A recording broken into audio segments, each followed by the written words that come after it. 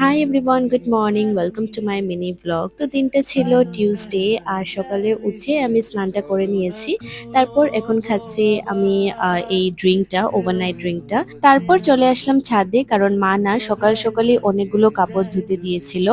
তো আমি এগুলো সব এখন মেলতে এসেছি। আর ওয়েদারটা তো দেখতেই পারছো, পুরো আকাশটা মেঘলা করে রেখেছে, আর এরকম লাগছে যে এখনই বৃষ্টি হবে, বাট বৃষ্টি তো হয় না, উল্টা আরো গরম লাগে।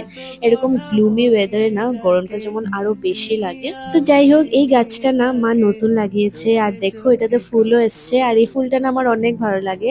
এটাতে যদি আরো বেশি বেশি ফুল ফুটে না, দেখতে আরো খুব সুন্দর লাগে। আর এখানে তো আমি দুটো বেলি ফুলও নিয়ে নিয়েছি, আজ গাছে কমই বেলি ফুল উঠেছে, তো আমি দুটো করে নিয়ে এসেছি নিচে, কারণ কি এটার স্মেলটা আমার খুবই ভালো লাগে, তোমরা তো জানোই। আর আজ না বৌদি হোমমেড ধোকলা বানাচ্ছে। ধোকলা খেতে কার কার ভালো লাগে আমাকে কমেন্টে জানিও, আমার তো ভালোই লাগে।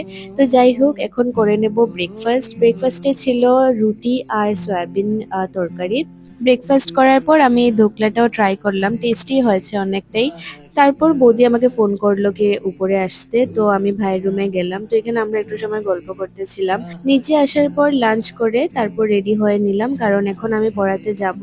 পড়িয়ে ঘরে আসার পর না আমি ডিনারটা করে নিয়েছি, কারণ আস্তে আস্তে প্রায় 8:30 বেজে গেছিল, তো খুব খিদেও পেয়েছে।